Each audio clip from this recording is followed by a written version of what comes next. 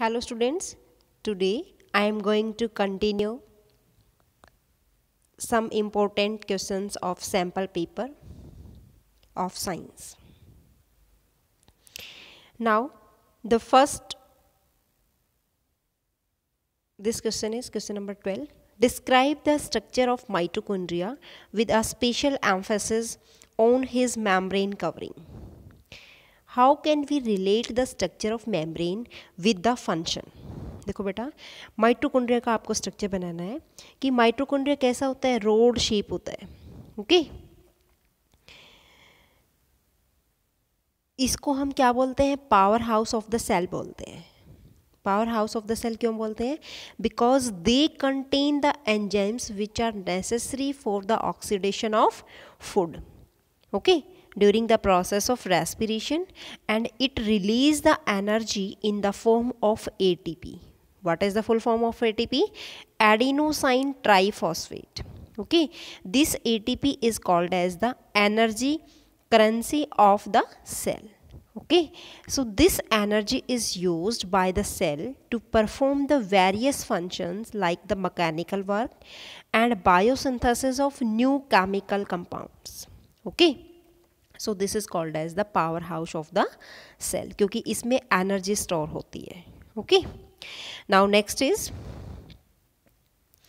ये बेटा ये स्ट्रक्चर है माइटोकॉन्ड्रिया का. दिस ये आपकी रोड शेप की एक सेल्स होती है यहाँ से. ठीक है, ये इसकी आउटर माइटोकॉन्ड्रियल मेम्ब्रेन है. This is inner mitochondrial membrane, and यहाँ पे कुछ ऐसे डॉट्स से लगे होते हैं जिनको हम नाम देते हैं बेटा ऑक्सीसोम्स. क्या नाम देते हैं इनको?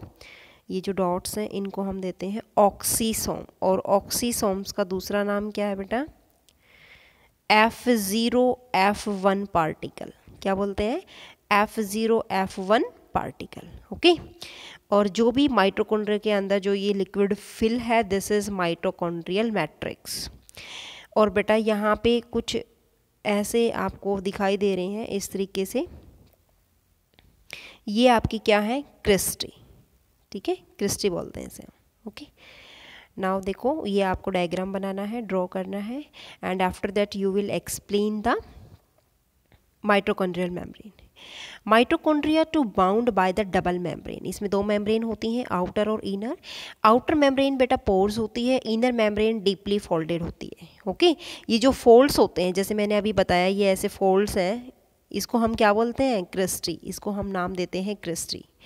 क्रिस्टी क्या होती है? क्रिस्टी प्रोवाइड द, क्या फंक्शन होता है? It provide the large surface area for the ATP generating chemical reactions. Okay, so mitochondria have their own DNA. Mitochondria का अपना ही DNA होता है, राइबोसोम्स होता है, एंजाइम्स होते हैं to manufacture their own proteins. अपना प्रोटीन्स वो अपने आप बनाते हैं. Okay, so this is called as the semi autonomous bodies. ठीक है, तो माइटोकॉन्ड्रिया के दो नाम है बेटा, एक तो power house of the cell बोलते हैं, और दूसरा क्या होता है? सेमी ऑटोनॉमस बॉडी है. बिकॉज माइटोकॉन्ड्रिया का अपना ही DNA होता है, अपना ही राइबोसोम्स होता है जो प्रोटीन सिंथेसिस में हेल्प करता है, अपने ही एंजाइम्स होते हैं, ये सारे अपने प्रोटीन बनाते हैं, इसलिए इसको सेमी ऑटोनॉमस बॉडीज बोलते हैं. ओके, नाउ नेक्स्ट इज बेटा, this question is not include in your syllabus, question number 13. Okay, now next is question number 14. ये देखो बेटा, name the two type of disease that can one caused by external agent and other due to some internal disorder of the body. Mention any two causative agent. Okay, दो disease बताने बेटा, जो एक external agent से होता है, एक internal disorder होता है. जो एक्सटर्नल एजेंट से होता है, जैसे जॉन्डिस होता है, ट्यूबरक्लोसिस होता है, पोलियो होता है, ये एक्वायर्ड डिजीज़ है जो किसी एक्सटर्नल एजेंट्स के थ्रू होते हैं. और इंटरनल जो हमारे शरीर के अंदर होते हैं, जैसे हाई ब्लड प्रेशर हो जाता है बेटा, डायबिटीज़ हो जाती है, कैंसर हो जाता है, ये हमारे इंटरनल डिसऑर्डर हैं. ओके, बॉडी की. तो इनका रीज़न क्या है कि किसकी वजह से ये फैलते हैं, क्या रीजन है? देखो, कॉजेटिव एजेंट क्या है बेटा? सबसे पहले तो हम अपने खाने पीने पे जो है ध्यान नहीं देते. Causes may be mall nutrient nourishment, mall nourishment. Okay, pathogens इनकी वजह से होता है, कोई बैक्टीरिया माइक्रो ऑर्गेनिजम्स ज़्यादा हो जाता है तब हमारे शरीर में जो होता है डिजीज़ हो जाते हैं। कॉन्जेंटियल और स्ट्रेस इंड्यूस, कई बार हम क्या होते हैं ज़्यादा स्ट्रेस में होते हैं तो भी हम बीमार पड़ना स्टार्ट हो जाते हैं। तो ये इनके जो है मेन रीजन है। हम एग्जांपल लेते हैं malaria. Malaria is caused by the Plasmodium, Plasmodium से होता है, ठीक है। ये क्या है, एक फीमेल एनाफ्लीज मॉस्किटो है। क्या है, फीमेल एनाफ्लीज मॉस्किटो। डायबिटीज़ है बेटा, डायबिटीज़ इज कॉज, डायबिटीज़ किससे होती है, due to the insufficient insulin और इंसुलिन रेजिस्टेंस। इंसुलिन की जब डेफिशिएंसी हो जाती है, इनसफिशिएंट हो जाता है, ठीक है, डेफिशिएंसी हो जाती है, तभी क्या हो जाता है, डायबिटीज़ शुरू हो जाता है। ओके, मीन्स इसकी जो रेशियो है वो एग्जैक्ट सफिशिएंट होनी चाहिए, तभी डायबिटीज़ से हम बच सकते हैं। ओके, नाउ नेक्स्ट क्वेश्चन है क्वेश्चन नंबर 15। ये बेटा आपका आउट ऑफ सिलेबस है, ये क्रॉप वाले चैप्टर से है। Now next is question number 16। ये देखो बेटा, draw a velocity time graph for an object is in uniformly accelerated motion. Show that the slope of velocity time graph gives the acceleration of the object. Okay, तो हमें एक velocity time graph draw करना है और फिर हमें उसको show करना है, उसका स्लोप क्या वो एक्सेलरेशन प्रोड्यूस करता है या नहीं करता, ठीक है, यही बताना है। तो देखो बेटा कैसे, जैसे ये आपने ग्राफ प्लॉट किया है बेटा, वेलोसिटी टाइम ग्राफ ये आपने बनाया, यहाँ पे वाई एक्सिस पे आपको वेलोसिटी लेना है, टाइम आपको एक्स एक्सिस पे लेना है। तो ये आपका ग्राफ स्ट्रेट लाइन ग्राफ आता है बेटा। तो ये स्लोप क्या शो करता है कि जो वैल्यू है बी डी की, this B D is equal to E A, ये ई ए की वैल्यू आ जाएगी, वेलोसिटी क्या आ जाएगी, ठीक है। तो ये क्या हो जाएगा, v माइनस यू, ठीक है, ये वेलोसिटी हो जाएगी बेटा, इनिशियल आपकी क्या है 0 है, तो v माइनस यू आ जाएगा। और ए डी किसके इक्वल होता है, ये ए डी है आपका, ये किसके इक्वल है, टाइम के इक्वल है, टी हो जाएगा। ओके, तो हम जो स्लोप लेते हैं वो क्या होता है, v माइनस यू इंटू में t आ जाएगा आपका, ठीक है, ये आपका आ जाएगा। तो हम कह सकते हैं rate of change of velocity is equal to acceleration, ये किसके इक्वल होता है, एक्सेलरेशन के इक्वल होता है। ओके, नाउ नेक्स्ट हम देखते हैं, तो इसका जो स्लोप है वो क्या देगा, हम कह सकते हैं कि ये इसके एक्सेलरेशन के इक्वल है, तो ये हम इसको बता सकते हैं। ओके, नाउ नेक्स्ट हम क्या बोलेंगे, देखो नेक्स्ट क्वेश्चन क्या है, an aeroplane start from the rest with an acceleration of 3 metre per second square, take a run of 35 second before taking off, what is the minimum length of the runway and with what velocity the plane took off, ठीक है। तो ये देखना, इसमें acceleration given है बेटा, time given है आपको, लेंथ हमें बतानी है कितनी होगी मिनिमम, और वेलोसिटी बतानी है। ओके, ये आपको फाइंड आउट करना है। तो देखो कैसे है, इनिशियल वेलोसिटी क्या है, u 0, a गिवन है, टाइम आपको 35 सेकेंड गिवन है, आप फॉर्मूला लगाओ v is equal to u plus a t. यहाँ पे इनिशियल 0 है, एक्सेलरेशन है 3, टाइम कितना है 35, means that is equal to 105, ये आ जाएगी 105 मीटर पर सेकेंड। ओके, ये आ जाएगा। अब if minimum length of runway अगर मान लो इसकी हमने मान लिया s मीटर, तो हम अब हमें क्या निकालना है बेटा, s निकालना है। तो s किसके इक्वल होता है, s is equal to u t plus half a t square, यही है। अब देखो u 0 है, टाइम 35 है, ये 0 हो गया, plus half into what is the acceleration, acceleration कितनी थी 3 इंटू में हाफ टी स्क्वेयर होता है, ठीक है। तो ये है 35 का होल स्क्वेयर। ओके, तो आपका जो आंसर आएगा दैट इज द लेंथ या distance. Okay,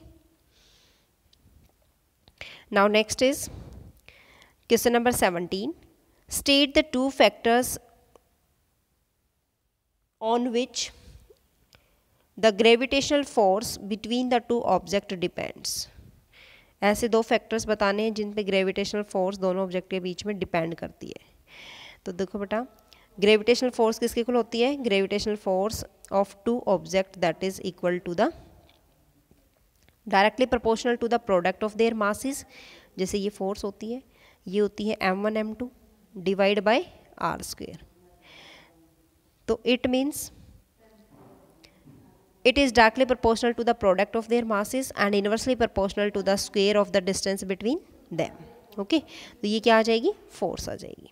Okay, now next is why is g called the universal constant? g को universal constant क्यों बोलते हैं? देखो, G is called universal constant because its value never change under the any condition. इसकी value कभी भी change नहीं होगी किसी भी कंडीशन में, तो उसको हम क्या बोलते हैं, G. G is the universal constant. Okay. Now next is point number 3. What happen to the gravitational force between the two objects if the mass of both the objects are double and the distance between them is also double? तो force किसके equal होता है बेटा, force is equal to G m1, अगर मास को double कर दिया जाए 2 टाइम्स, इनटू में m2 divide by r square, distance को भी डबल कर दिया जाता है तो मीन्स 2r का होल स्क्वायर। तो 2 2 जा 4, 2 से बेटा 2 कैंसिल, ये 4 आपका कैंसिल आउट हो जाएगा, then what will be the answer, ये आपका इधर से कैंसिल आउट हो जाएगा, ठीक है। तो ये आपका बचेगा G m1 m2 divide by r square. तो this is equal to new force, F dash मान लो इसको, ठीक है। तो न्यू फोर्स के इक्वल आ जाएगा। Okay, now next is what is the value of ji on moon? Moon पे जी की वैल्यू क्या होगी? देखो बेटा, मून पे जी की वैल्यू क्या होगी, 6.673 मल्टीप्लाई 10⁻⁻11, ये 10⁻⁻11 ऐसे लिखना है बेटा आपको, newton metre square per KG का होल स्क्वायर। ओके, ये आ जाएगा। What is the value of small g on moon? Small g की वैल्यू क्या होती है बेटा, this is 1/6 of its value on the earth, 1/6 value earth पे होती है, उसी को हम value of ji on moon बोलते हैं। Okay, now next is what is meant by molecular formula? Molecular formula क्या होता है बेटा?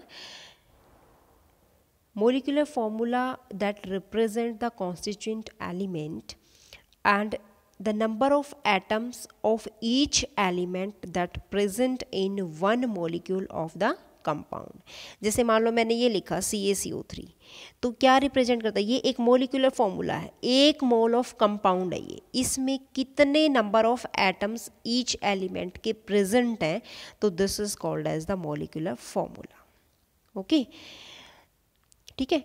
जैसे इसमें कैल्शियम एलिमेंट है, कार्बन है, ऑक्सीजन है, तो ये क्या बन गया, मोलिकुलर फॉर्मूला बन गया। Now state with example what information can be derived from a molecular formula. जैसे मोलिकुलर फॉर्मूला CaCO3 किया, या H2SO4 भी ले सकते हो बेटा आप यहाँ पे, तो ये क्या डिनोट करता है, देखो मैं दोबारा लेती हूँ, H2SO4 कि this is the sulphuric acid molecule. क्या है ये, सल्फ्यूरिक एसिड मॉलिक्यूल है।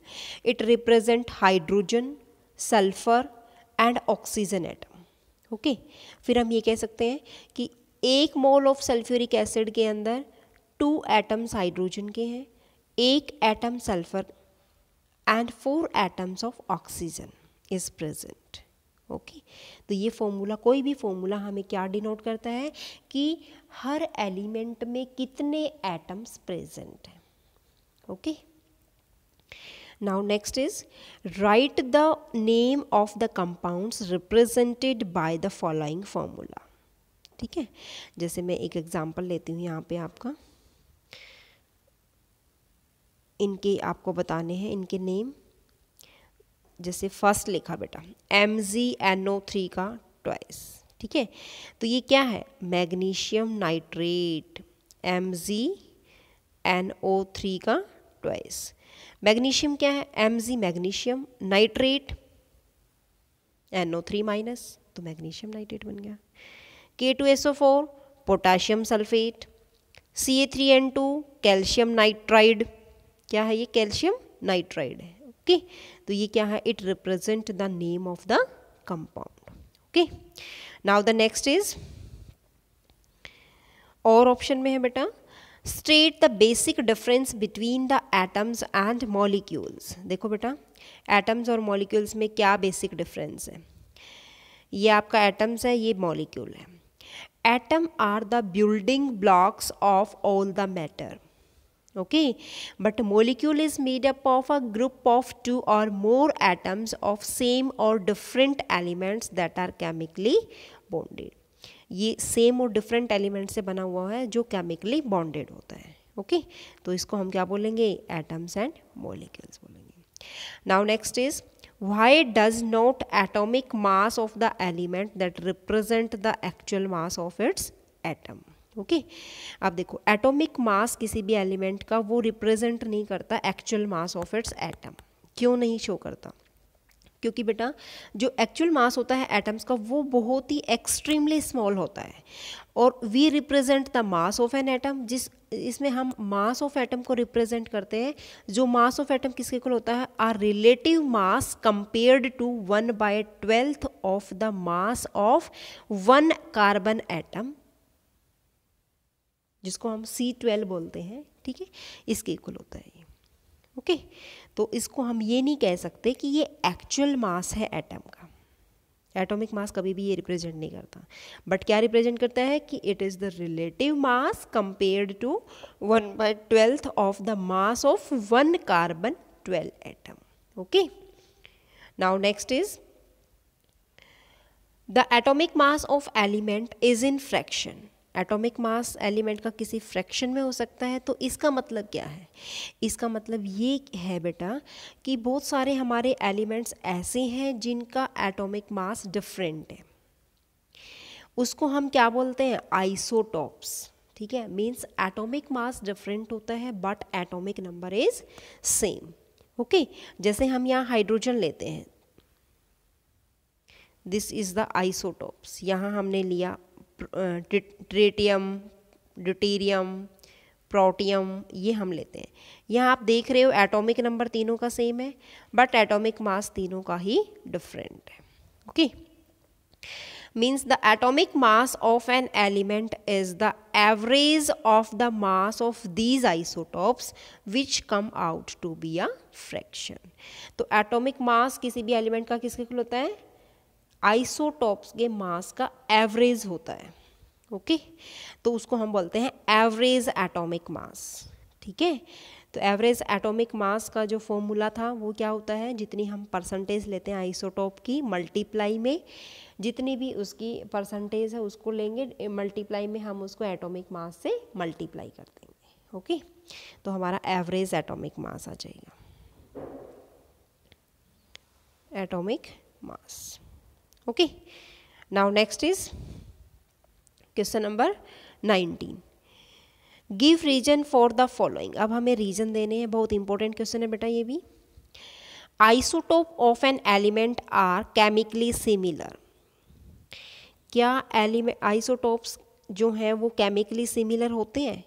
बेटा ये डिपेंड करता है आइसोटोप्स के एटॉमिक नंबर पे, क्योंकि एटॉमिक नंबर तीनों का सेम होता है। If all the isotopes of an element have same atomic number, then they are chemically similar. अगर उनका एटॉमिक नंबर सेम होगा तभी वो सिमिलर होंगे, अदरवाइज वो क्या होंगे, डिफरेंट होंगे। Okay, now next is, an atoms is electrically neutral. आपको रीजन देना है, क्या एटम इलेक्ट्रिकली न्यूट्रल है? आप कैसे बताओगे? क्योंकि atom has equal number of positive charge protons and negative charge electrons. अगर जितने प्रोटॉन्स हैं उतने ही इलेक्ट्रॉन्स हैं, इट मीन्स उसको हम कह सकते हैं कि एटम क्या है, इलेक्ट्रिकली न्यूट्रल है। Means equal number of positive charge that is equal to equal number of negative charge, so we can say that atom is electrically neutral. Okay, now next is point number 3, noble gases shows list reactivity. देखो बेटा, list reactivity कैसे shows करते हैं noble gas, क्योंकि बेटा noble gas के outer most shell में कितने इलेक्ट्रॉन्स होते हैं, 8 इलेक्ट्रॉन्स, बट हीलियम को छोड़ के हीलियम के अंदर केवल 2 ही इलेक्ट्रॉन्स होते हैं, क्योंकि इसका जो एटॉमिक नंबर है वो 2 ही है। ओके, तो इस नोबल गैसेस की जो टेंडेंसी होती है आउटर मोस्ट शेल में वो सबसे ज़्यादा होती है, और जो जितना ज़्यादा ऑक्टेट रूल फॉलो करेगा वही ज़्यादा स्टेबल होगा, और ज़्यादा स्टेबल होगा तो रिएक्टिव कम होगा। ठीक है, तो यहाँ पे ये इसमें नोबल गैसेस में 8 इलेक्ट्रॉन्स प्रेजेंट होते हैं, तो ये फुल्ली फिल्ड कॉन्फ़िगरेशन शो करती है, तो ये स्टेबल है तो लेस रिएक्टिव होगी।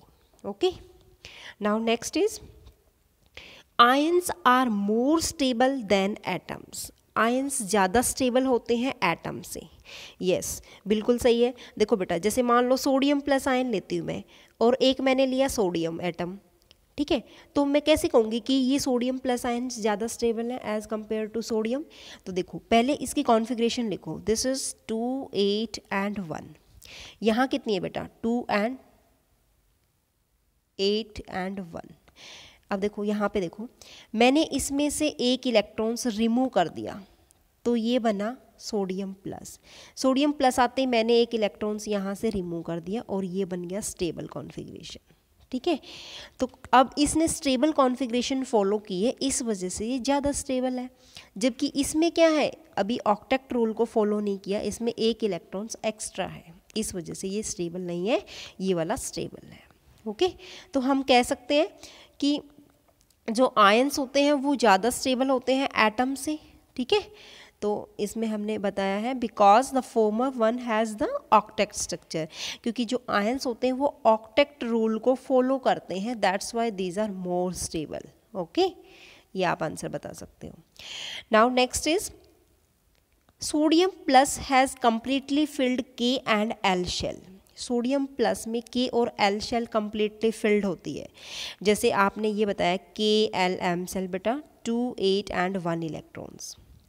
अगर इसमें से एक इलेक्ट्रॉन्स को रिमूव कर देते हैं आउटर मोस्ट शेल से, एम शेल से हमने निकाल दिया एक electrons, it has the completely filled K and L shell, तो इसके पास कम्प्लीटली फिल्ड के और एल शेल बन जाएगी। ओके, ये कम्प्लीटली फिल्ड हो जाएगी, और कम्प्लीटली फिल्ड हो गई तो ये ज़्यादा स्टेबल हो जाएगी। ओके, नाउ नेक्स्ट क्वेश्चन है, क्या है बेटा, ये क्वेश्चन आपके सिलेबस में नहीं है बेटा। ठीक है, now next question is also not having in your syllabus. Now next is also no,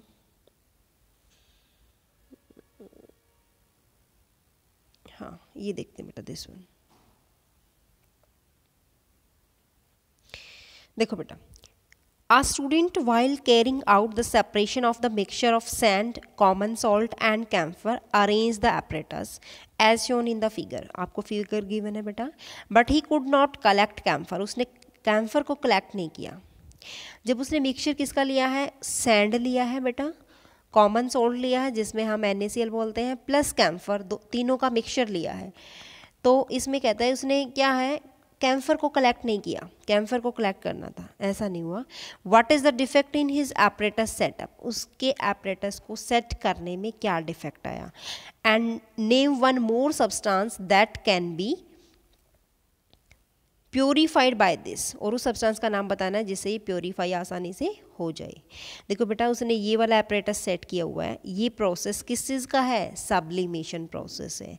sublimation process क्या होता है, the process which directly converted into solid into gas form, solid से डायरेक्टली गैस फॉर्म में change हो जाता है without going to the liquid form, बिना liquid form किए हुए। ठीक है, तो उसको हम क्या बोलते हैं, सब्लिमेशन प्रोसेस बोलते हैं। ओके, अब हम देखते हैं यहाँ कुछ एग्जाम्पल। देखो क्या इसने बताया कि क्या सेट नहीं किया है, जो स्टेम है देखो सारा ओके, देखो आपको यही इन्वर्टेड फनल लेनी है, ये इसने ली हुई है बेटा। ठीक है, यहाँ पे आपको सब्सटेंस रखना है एक वॉच गिलास के अंदर, इसको बोलते हैं चाइना डिश, चाइना डिश में आपने रखा है, इसको हीट किया हुआ है, बट यहाँ पे कॉटन प्लग नहीं लगाया हुआ, means the stem of the funnel, यहाँ पे the stem of the funnel is not close with the cotton plug, cotton plug से क्लोज नहीं किया, इसी वजह से जो कैम्फर है वो क्या हो गया, वो सारा का सारा बाहर निकल गया है, ठीक है, इवेपोरेट हो गया है, सबलाइम हो गया है, ठीक है। अगर इसको यहाँ कॉटन प्लग से यहाँ कॉटन प्लग लगा देते तो इट मीन सारा कैम्फर इसकी वॉल्स पे, जो फनल है इसकी वॉल्स पे इकट्ठा हो जाता, बट अब क्या किया इसने, ये जो वेपर्स हैं ये इसके सारे के सारे बाहर निकल गए हैं, इट मीन्स ये इसकी जो डिफेक्ट था इसके जो एपरेटस को सेट करने में, ये इसका डिफेक्ट था। ओके, नाउ अब क्वेश्चन एक ये भी पूछा था कि हमें एक ऐसी सब्सटेंस का नाम बताना है जिससे ये आसानी से प्योरीफाई हो सकता हो, तो इसमें बेटा हम अमोनियम क्लोराइड भी यूज़ कर सकते हैं। कैम्फर की बजाय क्या ले सकते हैं, अमोनियम क्लोराइड भी हम यहाँ पे यूज़ कर सकते हैं। ओके, नाउ नेक्स्ट इज अगला क्वेश्चन थोड़ा सा इम्पोर्टेंट है बेटा, प्रैक्टिकल से रिलेटेड है, इसलिए मैं आपको करा रही हूँ। सी दिस क्वेश्चन बेटा, on adding zinc to the dilute sulphuric acid, देखो बेटा ये जिंक है Zn, इसको हमने सल्फ्यूरिक एसिड में डाल दिया H2SO4 में। ओके, देन आपको मिला क्या, जब इन दोनों की रिएक्शन हुई तो व्हाट विल बी फॉर्म, यहाँ से जिंक और SO4 आपका निकल गया, क्या बना ZnSO4 plus what will be the release here, hydrogen gas is released here. Okay, now question number 1 क्या कहता है बेटा, what is the color of zinc sulfate solution, zinc sulphate solution का कैसा कलर आएगा, तो कैसा आएगा बेटा, रेड कलर, क्योंकि जिंक बेटा कैसा, जिंक डस्ट कैसी होती है, ग्रे कलर की होती है, ठीक है, और जो जिंक सल्फेट होता है वो आपका होता है कलरलेस, ठीक है, कोई भी कलर फॉर्म नहीं करता। दूसरा बेटा इसमें क्या है कि जो हाइड्रोजन गैस रिलीज़ हुई है, क्या उसका कोई टेस्ट बता सकते हो, हम कैसे कह सकते हैं कि इसमें हाइड्रोजन गैस रिलीज़ हुई है, because hydrogen gas is a colourless gas, ठीक है, कलरलेस गैस होती है, तो आप कैसे शो करोगे, तो देखो इसमें क्या है,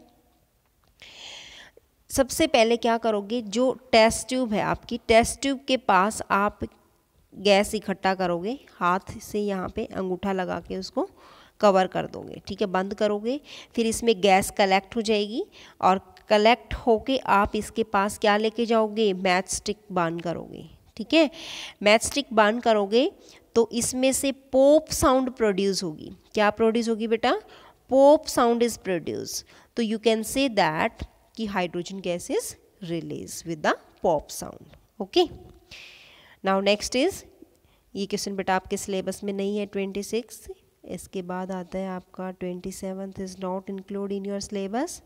ओके, सो दीज आपके सैम्पल पेपर में यही क्वेश्चन है 27।